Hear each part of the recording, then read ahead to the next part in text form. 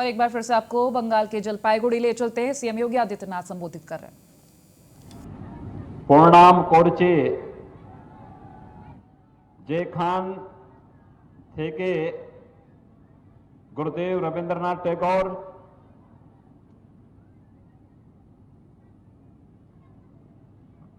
रामकृष्ण परमहंस नेताजी सुभाष चंद्र बोस स्वामी विवेकानंद एवं आर अनेक महान पुरुष बेरिएचेन আমার ভাগ্য যে আমি এই মাটিতে এসে আপনাদের কাছে मंच पर उपस्थित भारतीय जनता पार्टी के जनप्रिय सांसद श्री जयंत कुमार राय, जिला के अध्यक्ष श्री बापी गोस्वामी, प्रत्याशी से महेश बागे, राज्य समिति के सदस्य श्री पार्थो राय, जिला उपाध्यक्ष श्री कमलेंद्र देव शर्मा, अध्यक्ष एससी मोर्चा शेखिल सरकार श्री चंचल सरकार, नगरा कटा पश्चिम बंगाल के एमएलए श्री शुक्रा मुंडा,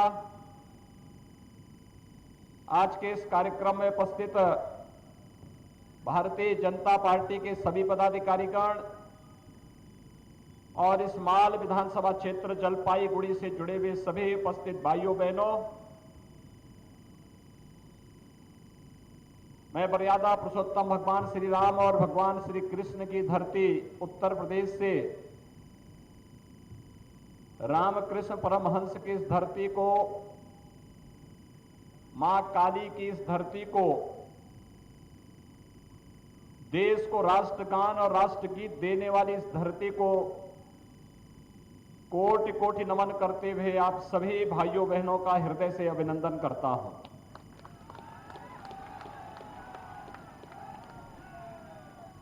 मेरे लिए यहां आना और भी आनंददायक है, क्योंकि यहां पर बड़ी संख्या में चाय बागान के श्रमिकों के साथ साथ गोरखा समुदाय से जुड़े हुए लोगों की भी एक बड़ी तादाद आज यहां पर एकत्र हुई है। इनका संबंध गोरखपुर से, भगवान गोरक्षनाथ जी की पवित्र भूमि से है और इसलिए आज मुझे आप सबके बीच में आकर के आनंद की अनुभूति हो रही है कि आपके बीच में आकर के मैं भारतीय जनता पार्टी के पक्ष में अपील भी करूं और आपके उज्जवल भविष्य के बारे में एक विस्तृत कार्य योजना भी आपके सामने प्रस्तुत करूं। भाइयों बहनों, पश्चिमी बंगाल का यह चुनाव हमारे लिए केवल सत्ता परिवर्तन का माध्यम नहीं है। बंगाल का यह चुनाव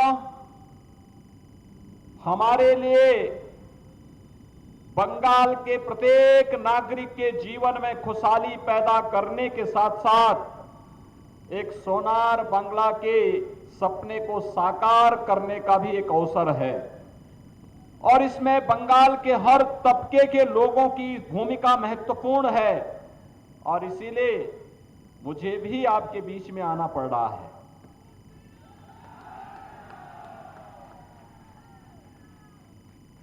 सोनार बंगला के सपने को साकार होगा तब जब प्रधानमंत्री मोदी जी के विजन के अनुरूप हम कार्य करेंगे। प्रधानमंत्री मोदी जी ने जहां भी जिस भी कार्य को आगे बढ़ाया है उसमें सफलता प्राप्त हुई है। देश के अंदर प्रगति के नित नए आयाम छूते हुए भारत में दिखाई दिए हैं। उत्तर प्रदेश, जिस उत्तर प्रदेश में आज से 4 वर्ष पहले अराजकता थी, गुंडागर्दी थी, दंगे होते थे, पर्व और त्योहार शांतिपूर्ण ढंग से संपन्न नहीं हो पाते थे, व्यापक अराजकता थी, भ्रष्टाचार था, गरीबों को योजनाओं का लाभ नहीं मिलता था, विकास एकदम ठप पड़ गया था, विकास के पैमाने पर उत्तर प्रदेश पिछड़ गया था। मात्र 4 वर्ष के अंदर उत्तर प्रदेश की प्रगति देश के अंदर सबसे अच्छी प्रगति के रूप में सामने आई है, और वह इसलिए आई है क्योंकि उत्तर प्रदेश में भाजपा की सरकार है। आज के दिन पर भारतीय जनता पार्टी की सरकार का मतलब डबल इंजन की सरकार। गैस के निःशुल्क कनेक्शन उपलब्ध कराए गए, और आज के दिन पर उत्तर प्रदेश के अंदर 16 करोड़ लोगों को वहां पे निःशुल्क राशन उपलब्ध करवाने का कार्य राज्य सरकार उपलब्ध करवा रही है। 4 लाख नौजवानों को सरकारी नौकरी, 1.5 करोड़ नौजवानों को प्राइवेट सेक्टर में उद्योग लगा करके नौकरी और रोजगार के साथ जोड़ने का कार्य हुआ, और आज 4 वर्ष में उत्तर प्रदेश की अर्थव्यवस्था दुगनी से अधिक आगे बढ़ी है, और उत्तर प्रदेश आज देश का नंबर 1 प्रदेश बनने की ओर अग्रसर हुआ है। भाइयों बहनों, ये कार्य जो आज उत्तर प्रदेश में हो रहा है, हुआ है, यही कार्य बंगाल में भी हो सकता है, बंगाल में भी हो सकता था, लेकिन बंगाल में पहले कांग्रेस ने रौंदा, फिर कम्युनिस्टों ने लूट खसोट की, और पिछले 10 वर्षों से टीएमसी ने तो यहां पे दंगा, अराजकता, गुंडागर्दी और भ्रष्टाचार की पराकाष्ठा को वहां तक पहुंचा दिया है जहां पर बंगाल के हर नौजवान के सामने पहचान का एक संकट खड़ा हुआ है। आज केंद्र की किसी भी योजना को ममता दीदी की सरकार, टीएमसी की सरकार बंगाल के अंदर लागू नहीं होने देती है। दीदी की सहानुभूति यहां के नौजवानों के साथ में नहीं है, यहां की महिलाओं के साथ में नहीं है, यहां के किसानों के साथ भी नहीं है, यहां के व्यापारियों के साथ भी नहीं है। दीदी को तो लड़ाने से ही फुर्सत नहीं है, उनकी सहानुभूति तो उन लोगों के साथ में है जो दंगा फसाद करते हैं, उनकी सहानुभूति उन लोगों के साथ में है जो मां दुर्गा की पूजा करने से रोकते हैं, उनकी सहानुभूति उनके साथ में जो मां लक्ष्मी की पूजा और मां सरस्वती की पूजा करने से रोकते हैं। और दीदी तो इस समय इतनी चिड़ी हुई है, इतनी नाराज है, या वो कह रही है कि जय श्री राम बोलोगे तो जेल में डाल देंगे।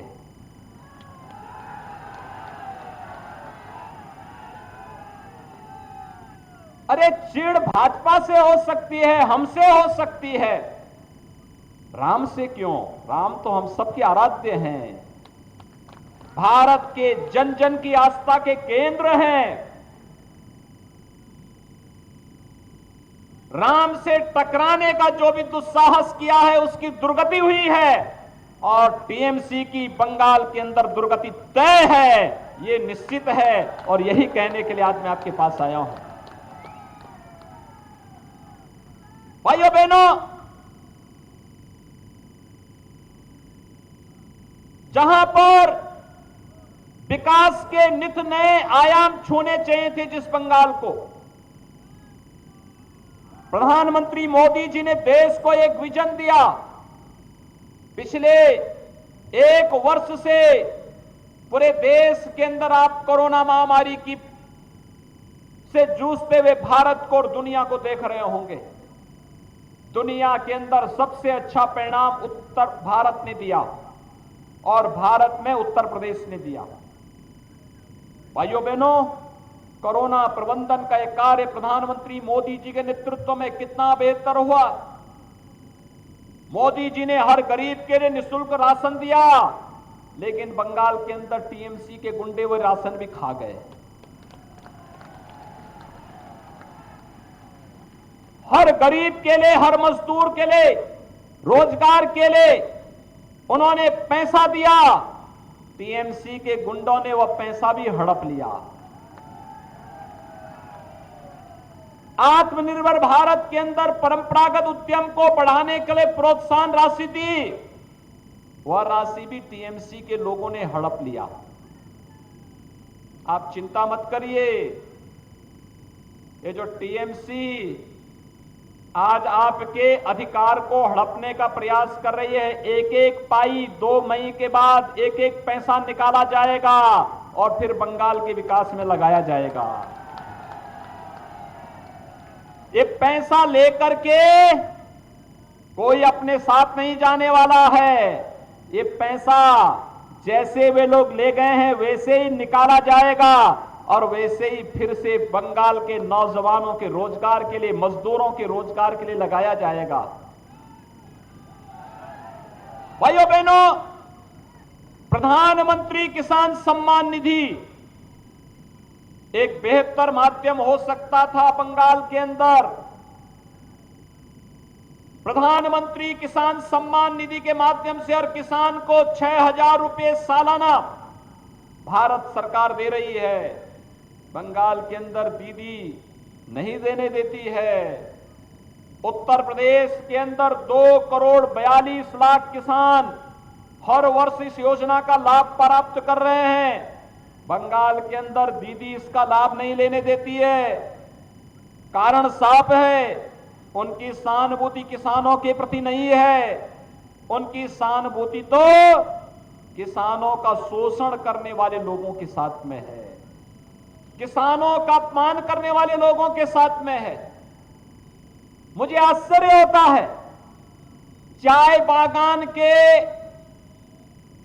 में कार्य करने वाले जो लोग हैं, इन कार्मिकों को अन्य जगहों पर 350 रुपए प्रतिदिन का मानदेय मिलता है, लेकिन बंगाल में यह मात्र 200 भी नहीं मिल पाता है।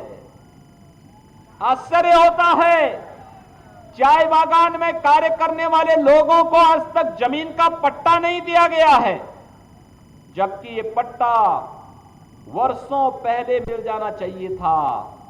हम यही पूछना चाहते हैं, ममता दीदी से यही पूछना चाहते हैं, अपना गुस्सा प्रधानमंत्री मोदी जी पे मत उतारिए, अपना गुस्सा भाजपा पे मत उतारिए। अपना गुस्सा उतारना था इन 10 वर्षों में भ्रष्टाचार पर उतारती, टीएमसी की गुंडागर्दी पर उतारती, लूट खसोट करने वाले लोगों पर उतारती, तो बंगाल का हित भी होता, टीएमसी का हित भी होता, लोग आपको सम्मान देते। लेकिन आपने इधर ध्यान नहीं दिया। आज इसका परिणाम है, बंगाल की जनता अब टीएमसी से मुक्ति चाहती है, पूरी तरह मुक्ति चाहती है। भाइयों बहनों, आखिर टीएमसी ने 10 वर्षों में चाय बागान के किसानों को, चाय बागान के कार्मिकों को उनका हक क्यों नहीं दिया? हम लोग देख रहे थे, यहां पर वर्षों से गोरखा समुदाय के लोग राजनीतिक सम्मान चाहते थे। उनके साथ संवाद बना करके, एक संवाद के माध्यम से राजनीतिक समाधान के किसी निष्कर्ष पर हम पहुंचे, शांति बहाली हो, विकास की मुख्य धारा में प्रत्येक नागरिक को जोड़ा जाए, इसके बारे में जो उपाय होने चाहिए थे, कभी भी न कम्युनिस्टों ने रुचि ली, न कांग्रेस ने रुचि ली और टीएमसी ने भी इसमें कोई रुचि नहीं दिखाई। वो तो यहां की भावनाओं को कुचलना चाहती थी, जबरन दबाना चाहती थी, जबरन लोगों पर अत्याचार करने पर उतार हो गई थी। लोकतंत्र की सबसे बड़ी ताकत संवाद है, और अगर हम लोकतंत्र में संवाद की इस भाषा का उपयोग नहीं कर सकते हैं, तो फिर लोकतंत्र में हमें जनता के पास जाने का कोई अधिकार नहीं होना चाहिए। और टीएमसी ने, कम्युनिस्टों ने कांग्रेस ने अपने इस अधिकार से वंचित किया अपने आप को। आज भाइयों बहनों, मैं आपसे यही कहने के लिए आया हूं। आज प्रधानमंत्री मोदी जी के नेतृत्व में भारत दुनिया की एक महाताकत बन रहा है। आज भारत के अंदर कोई भी कार्यक्रम चलता है वो दुनिया के लिए एक मॉडल बनता है। आज भारत में जहां भी भारतीय जनता पार्टी की सरकारें जिन राज्यों में वे राज्य विकास का कोई ना कोई मॉडल उपलब्ध करवा रही हैं, आज प्रधानमंत्री मोदी जी के नेतृत्व में भारत दुनिया के अंदर एक महाताकत के रूप में उभर रहा है। उस महाताकत के रूप में जहां पर हर नागरिक को जीवन की मुख्य धारा के साथ जोड़ करके उनके जीवन में खुशहाली लाना, समृद्धि का मार्ग प्रशस्त कर देना, इस अभियान के साथ जब जुड़ने की कार्रवाई हो रही हो, तो मैं बंगाल के आप सभी नौजवानों के साथ, चाय बागान से जुड़े हुए समुदायों के साथ, गोरखा समुदाय के साथ, बंगाल के प्रत्येक नागरिक के साथ मैं यही संवाद स्थापित करने के लिए आया हूं। हम भी विकास से पिछड़ने न पाए, इसके लिए प्रधानमंत्री मोदी जी के विजन के अनुरूप कार्य किए जाने की आवश्यकता है। याद रखना, भाजपा जो कहती है सो करके दिखाती भी है।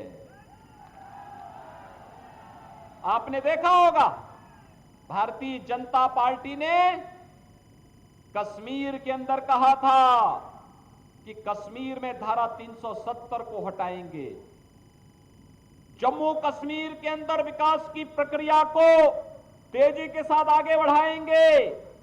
अगर जम्मू कश्मीर के नौजवान को बंगाल के अंदर जमीन और मकान खरीदने का अधिकार है, तो बंगाल के नौजवान को और दार्जिलिंग के नौजवान को भी अधिकार देंगे कि जम्मू कश्मीर के अंदर जमीन और मकान खरीद ले, कोई उसको रोक नहीं सकता है। आज प्रधानमंत्री मोदी जी ने और गृह मंत्री अमित शाह जी ने अधिकार आपको उपलब्ध कराया है। भाइयों बहनों, कांग्रेस ने आपको इस अधिकार से वंचित किया था, लेकिन प्रधानमंत्री मोदी जी आपको यह अधिकार दे रहे हैं। उन्होंने अधिकार दे दिया है। आर्टिकल 370 जो कश्मीर के अंदर आतंकवाद की जड़ थी, उसे पूरी तरह समाप्त कर दिया है। आज बंगाल विकास की प्रक्रिया के साथ तेजी के साथ आगे बढ़ रहा है। आज विकास मजबूती के साथ आगे बढ़ता हुआ बंगाल के अंदर भी दिखाई दे, यह आज की आवश्यकता है। और कश्मीर जैसे विकास के पथ पर अग्रसर हुआ है, वह इसलिए क्योंकि जो वहां के विकास की सबसे बड़ी अड़चन थी आर्टिकल 370, आज वो पूरी तरह समाप्त हुआ है। मैं लोकसभा चुनाव में बंगाल आया था, तब बंगाल के अंदर एक नारा गूंजता था, यहां के नौजवान, यहां का पत्रकार मुझसे एक बात पूछता था कि योगी जी आप उत्तर प्रदेश के मुख्यमंत्री हैं, ये तो बताइए कि उत्तर प्रदेश के अंदर जब सत्ता नहीं थी तब आप लोग कहते थे कि रामलला हम आएंगे, मंदिर वहीं बनाएंगे। अब तो ये तो बताइए कि क्या तारीख भी बताएंगे। भाइयों बहनों, मुझे आप सबको बताते हुए प्रसन्नता है, 5 अगस्त 2020 को प्रधानमंत्री मोदी जी के नेतृत्व में, प्रधानमंत्री मोदी जी के कर कमलों से, संतों के सानिध्य में अयोध्या में भगवान राम के भव्य मंदिर के निर्माण का कार्य प्रारंभ हो चुका है। भव्य मंदिर के निर्माण का कार्य प्रारंभ हो गया है। भाजपा ने जो कहा सो करके दिखा दिया है। हम विकास भी ला रहे हैं, आस्था का सम्मान भी कर रहे हैं। हर गांव का, हर गरीब का, हर किसान का, हर नौजवान का, हर महिलाओं के जीवन में सुरक्षा, समृद्धि और खुशहाली लाने का काम भी कर रहे हैं। विकास भी होगा और वो विकास किस रूप में? गरीब को राशन की सुविधा, गरीब को मकान की सुविधा, गरीब को शुद्ध पेयजल की सुविधा, गरीब को विद्युत की सुविधा, गरीब को रसोई गैस की सुविधा, हर गरीब को 5 लाख रुपए का स्वास्थ्य बीमा का कवर, हर नौजवान को नौकरी और रोजगार की गारंटी, हर किसान के खेत में पानी उपलब्ध करवाने और हर किसान को उसकी लागत का दुगना दाम देने का कार्य भारतीय जनता पार्टी की सरकार कर रही है। तो वहीं विकास के बड़े बड़े प्रोजेक्ट को भी भारतीय जनता पार्टी आगे बढ़ाने का कार्य कर रही है। कहीं हाईवे, कहीं रेलवे, कहीं एयरपोर्ट, कहीं एम्स, कहीं आईआईटी, कहीं आईआईएम, कहीं मेडिकल कॉलेज, कहीं पे डिग्री कॉलेज, कहीं पे इंजीनियरिंग कॉलेज, कहीं पे कोई नया तकनीकी संस्थान, ये सभी कार्य युद्ध स्तर पर चलते हुए दिखाई दे रहे हैं। हेल्थ एंड वेलनेस सेंटर के माध्यम से एक नई पहचान दार्जिलिंग और उसके आसपास के सभी क्षेत्र दे सकते हैं और इसके लिए व्यापक कार्य योजना के साथ भारत सरकार ने राज्य सरकारों को मदद देना प्रारंभ किया है। उत्तर प्रदेश इसका लाभ ले रहा है। बंगाल क्यों वंचित है? कारण है दीदी की रुचि नहीं है। ममता दीदी तो अगर विकास की बात करो तो चिढ़ जाती है। नौजवानों को रोजगार और नौकरी की बात करो तो दीदी को परेशानी होने लगती है। दुर्गा मां की पूजा करने की बात करो तो उनको नाराजगी होती है। वो तो कहती है कि नहीं, दुर्गा पूजा नहीं होने देंगे। वो अलग विषय है कि बंगाल के चुनाव ने दीदी को चंडी पूजा पाठ करने के लिए मजबूर कर दिया। यह है ताकत। लेकिन अगर वह अपने गुस्से को विकास पे नहीं उतारती, यहां के नौजवानों पर न उतारती, योजनाओं का लाभ यहां के नागरिकों को ईमानदारी के साथ देती, बंगाल में खुशहाली होती, हर तबका विकास के पथ पर आगे बढ़ता। लेकिन भाइयों बहनों, ये रुचि उन्होंने दिखाने का कार्य नहीं किया है और आज मैं आप सबको ये बताने के लिए, आश्वस्त करने के लिए आया हूं। भारतीय जनता पार्टी यहां पर चाय बागान के जो हमारे श्रमिक हैं, यहां के जो कर्मी हैं, कार्य करने वाले लोग हैं, इनके हितों को पूरी तरह प्रतिबद्ध है, इनके हितों को संरक्षण देने के लिए पूरी तरह प्रतिबद्ध है। भारतीय जनता पार्टी गोरखा समुदाय की समस्या का समाधान करके एक राजनीतिक समाधान निकालने का पूरी तरह पक्षधर है और भारतीय जनता पार्टी सेवक पुल को बनाने के लिए भी पूरी प्रतिबद्ध है। भारतीय जनता पार्टी की केंद्र सरकार इसके लिए पैसा देना चाहती है, लेकिन टीएमसी की ममता दीदी की सरकार पैसा नहीं लेना चाहती है। वो नहीं चाहती, क्योंकि ये सेवक पुल बनेगा तो फिर टीएमसी के गुंडे कहां पर खनन, अवैध खनन कैसे कर पाएंगे। इसलिए इस भय से वे लोग चाहते ही नहीं कि यहां पे कोई कार्य हो सके। इसीलिए यही कारण है अवैध खनन यहां चल रहा है, जंगलों का कटान चल रहा है और यही नहीं, यहां पर सॉलिड वेस्ट मैनेजमेंट के लिए भी कोई व्यवस्था टीएमसी की सरकार नहीं कर पाई है। यहां पर गरीब कल्याण योजनाओं का लाभ यहां के आम नागरिक को नहीं मिल रहा है। टीएमसी के गुंडे सब हड़प जा रहे हैं।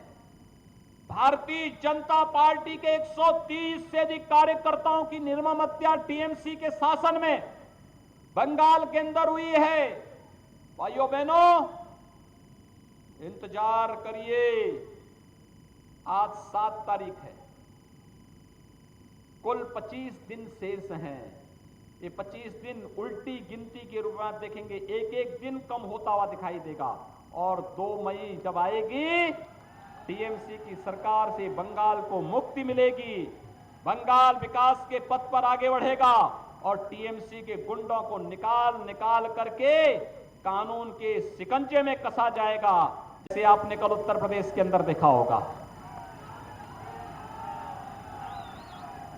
ये अपराधी कहीं भी छिप जाए, ये तो तय है कि अपराधी को कांग्रेस, कम्युनिस्ट और टीएमसी जैसे दल संरक्षण जरूर देंगे। लेकिन आप चिंता मत करिए, इनसे लंबे हाथ कानून के होते हैं और कानून के लंबे हाथ इन्हें पाताल से भी निकाल करके जेल के शिकंजों के अंदर भेजने का कार्य जरूर करेंगे और यही आश्वासन देने के लिए आज हम सब आपके बीच आए हैं।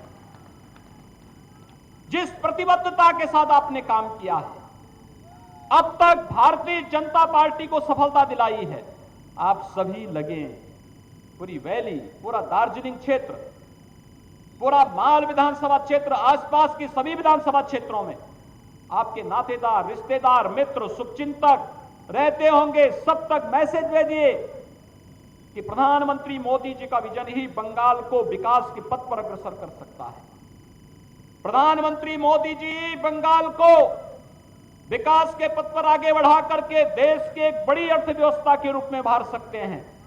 बंगाल के नौजवानों का, बंगाल के किसानों का, बंगाल की महिलाओं का, बंगाल के हर तबके के लोगों के हितों का संरक्षण केवल और केवल प्रधानमंत्री मोदी जी के नेतृत्व में ही संभव हो सकता है। और उसी हित के संवर्धन के लिए, बंगाल के उन्नयन के लिए भारतीय जनता पार्टी के समर्थन में आप सबसे अपील करने के लिए आज मैं आपके बीच में यहां पर उपस्थित हुआ हूं।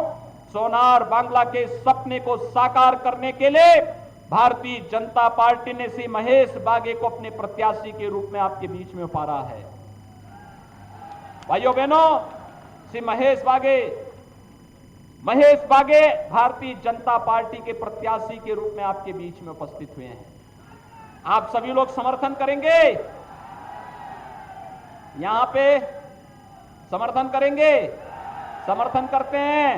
उधर पीपल के पेड़ के नीचे जो लोग हैं, सभी लोग अपना हाथ खड़ा करके मुझे बताएंगे। जहां तक मेरी आवाज जा रही है, दोनों हाथ उठा करके आप सभी लोग मेरे साथ बोलेंगे एक साथ, इधर उधर उधर, जहां तक मेरी आवाज जा रही है दोनों हाथ उठा करके आप मेरे साथ बोलेंगे।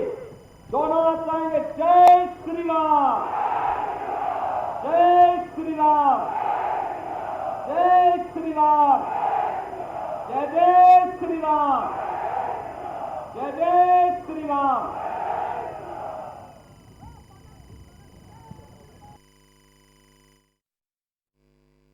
तो जय श्री राम के उद्घोष के साथ उत्तर प्रदेश के मुख्यमंत्री योगी आदित्यनाथ जलपाईगुड़ी में अपने जनसभा को समाप्त करते हुए लोगों में भारी उत्साह तस्वीरों में आप देख सकते हैं। उन्होंने कई अहम बातें कही है। भगवान राम का विरोध करती है ममता दीदी, यानी पश्चिम बंगाल के मुख्यमंत्री पर निशाना साधते हुए उन्होंने कहा कि पश्चिम बंगाल में जिस तरीके से अराजकता है वो दिन अब दूर नहीं, यानी कि 25 दिन का इंतजार करिए, 2 मई का इंतजार करिए, वो सब खत्म होने वाला है। और हमने जो प्रत्याशी मैदान में उतारा है सोनार बांग्ला के जो हमारा विजन है, जो सपना है, उसे साकार करने के लिए, और ऐसे में पूरे जोश खरोश के साथ, पूरे उत्साह के साथ पश्चिम बंगाल में जनसभा को संबोधित करते हुए उत्तर प्रदेश के मुख्यमंत्री योगी आदित्यनाथ, आपको बता दें कि आज कई जनसभाओं को संबोधित करेंगे। ममता दीदी अपना गुस्सा पीएम मोदी पर मत उतारिए, उन्होंने कई अहम बातों आज कही है। अयोध्या में भव्य मंदिर का निर्माण हो रहा है, यह भी बात उन्होंने जनसभा के दौरान कहा। आपके बीच आकर आनंद की अनुभूति हो रही है। उन्होंने कहा कि हम जब भी आपके बीच आते हैं आनंद की अनुभूति होती है। बीजेपी सरकार आएगी तो बंगाल का विकास करेगी, लगातार इस बात पर जोर देते हुए